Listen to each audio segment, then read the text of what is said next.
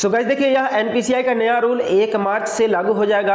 1 मार्च से अपने प्रभाव में आ जाएगा और धीरे धीरे करके जितने भी एईपीएस कंपनियां हैं, जितने भी एईपीएस कंपनियां मार्केट में काम कर रही हैं, सभी एईपीएस कंपनियों के पोर्टल में यह अपडेट आ जाएगा। उसके बाद जितने भी सीएसपी संचालक जो है कि L0 डिवाइस यूज करते हैं, वो लोग अपना L0 डिवाइस यूज नहीं कर पाएंगे। अब देखिए यहाँ पर बेसिकली जितने भी पुराने हम लोगों के पास बायोमेट्रिक मशीन है, जिनके पास 1 साल 2 साल 3 साल पुराना बायोमेट्रिक मशीन है, आप लोगों ने अगर रिचार्ज करा लिया है तो बता दें कि यह बायोमेट्रिक मशीन जितने भी L0 डिवाइस हैं, ये काम नहीं करेंगे, ये वर्क में नहीं रहेंगे, एईपीएस में आप लोग इनका यूज नहीं कर पाएंगे।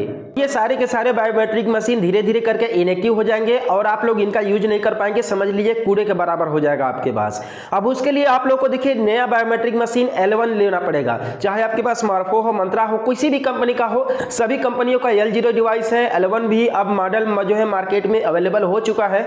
तो अगर आप लोग नया बायोमेट्रिक मशीन अगर लेना चाहते हो या फिर लेने जा रहे हैं आप लोग, तो L1 ही लीजिएगा, क्योंकि देखिए आज के समय में आप L0 डिवाइस लेते हैं तो वो आपके किसी काम का नहीं, क्योंकि देखिए 1 मार्च से एनपीसीआई का जो नया रूल आने वाला है उसके अंडर में L0 डिवाइस काम नहीं करेंगे। अब देखिए बेसिकली L0 डिवाइस और L1 डिवाइस ये दोनों डिफरेंट कैसे हैं, तो देखिए इन दोनों में काफी ज्यादा अंतर है। आप लोगों ने एक चीज नोटिस किया होगा कि जितने भी आपके पास L0 डिवाइसेस हैं, जितने भी पुराने बायोमेट्रिक मशीन हैं, वो सारे के सारे मशीन अगर आपका फिंगर काम नहीं कर रहा है, स्क्रैच लगा हुआ है आपके फिंगर पर, तो आप लोग थोड़ा सा भी लुब्रिकेंट के तौर पर आप लोग अगर ऑयल लगा लेते हो या फिर जो है कि ब्रो प्लस वगैरह या फिर वैसलीन अगर लगा लेते हो, तो जैसे ही फिंगर लगाते हो तो तुरंत सेंस कर लेता है। और जो L0 डिवाइसेस हैं वो आप लोगों ने चीज और नोटिस किया होगा कि जितने भी नकली फिंगरप्रिंट होते हैं उन्हें भी सेंस कर लेता है। तो देखिए ये सारे L0 डिवाइस के डिसएडवांटेजेस हैं, जिसके वजह से L0 डिवाइस को अब एनपीसीआई धीरे धीरे करके हटा रहा है। और देखिए बिल्कुल ऐसा नहीं है कि एक ही बार ये जो है कि लागू हो जाएगा कि नहीं भाई आपको ये चाहिए तो चाहिए।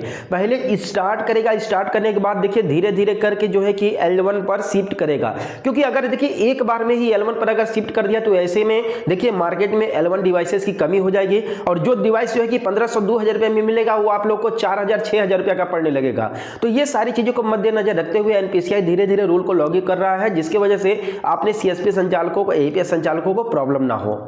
अब देखिए बात करते हैं कि L0 बायोमेट्रिक डिवाइस और L1 बायोमेट्रिक डिवाइस में क्या डिफरेंस है। तो देखिए इन दोनों में कॉमन डिफरेंस है, ठीक है, नहीं कई सारे डिफरेंसेस हैं। जैसे अगर मेन डिफरेंस की अगर मैं बात करूं ना, तो आप लोगों ने एक चीज नोटिस किया होगा, जैसे मंत्रा डिवाइस को ही ले लें तो जितने भी L0 डिवाइस हैं, पुराने बायोमेट्रिक मंत्रा डिवाइसेस हैं, उन डिवाइस में आप लोगों ने एक चीज नोटिस किया होगा कि जब आप लोग किसी ग्राहक का पैसा निकालते हो तो सबसे पहले बायोमेट्रिक मशीन जलता है, ठीक है, जो मंत्रा मशीन है वो आपका जलता है, रेड होता है। इसके बाद जब ग्राहक उस पर फिंगर रखता है, ठीक है, तो जब स्कैन कर लेता है, जब ओके हो जाता है, तब वो रेड लाइट जो है कि डिवाइस में बंद होता है। अब देखिए L1 डिवाइस में नया अपडेट क्या आया हुआ है कि जब तक ग्राहक फिंगर नहीं रखेगा तब तक वो रेड लाइट जलेगा ही नहीं, ठीक है। ये L1 डिवाइस की खासियत है कि जब तक ग्राहक आपके जो है बायोमेट्रिक मशीन पर फिंगर नहीं रखेगा तब तक वो रेड लाइट जलेगा ही नहीं और सेंस बहुत तगड़ा करता है। और दूसरी चीज ये भी सेंस करता है कि अगर आपने नकली फिंगरप्रिंट लगा रखा है, ठीक है, तो वो उसको भी सेंस करेगा और L1 डिवाइस उसे सेंस करेगा ही नहीं, ठीक है, उसे रिजेक्ट कर देगा और उसे स्कैन नहीं करेगा। तो ये देखो दोनों में डिफरेंसेस हैं। साथ में इसके अलावा अन्य भी कई सारे सर्वर से रिलेटेड इसमें सिक्योरिटी के हिसाब से है,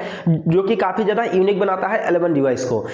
तो अगर आपको बायोमेट्रिक मशीन लेना है तो बता दें कि आप लोग देखिए L1 डिवाइस ही लीजिएगा, क्योंकि अगर L0 डिवाइस लेते हैं तो उसमें आपका पैसा वेस्ट होने वाला है। और अगर आपके पास जो है कि L1 डिवाइस नहीं है तो आप लोग धीरे से ऑर्डर कर लीजिए, क्योंकि देखिए एनपीसीआई की तरफ से कब फुल स्टॉप लगा दिया जाएगा इसकी कोई भी गारंटी नहीं है, क्योंकि 2024 ऐसा चल ही रहा है कि कब क्या कुछ हो जाएगा इसकी कोई भी गारंटी नहीं है। तो आई होप कि आप लोगों की इस वीडियो के माध्यम से हेल्प मिला होगा, एक इन्फॉर्मेशन मिला होगा। तो चैनल को सब्सक्राइब कर दीजिएगा, वीडियो को लाइक कर दीजिएगा। मिलते हैं फिर किसी नेक्स्ट वीडियो में एक नई अपडेट के साथ।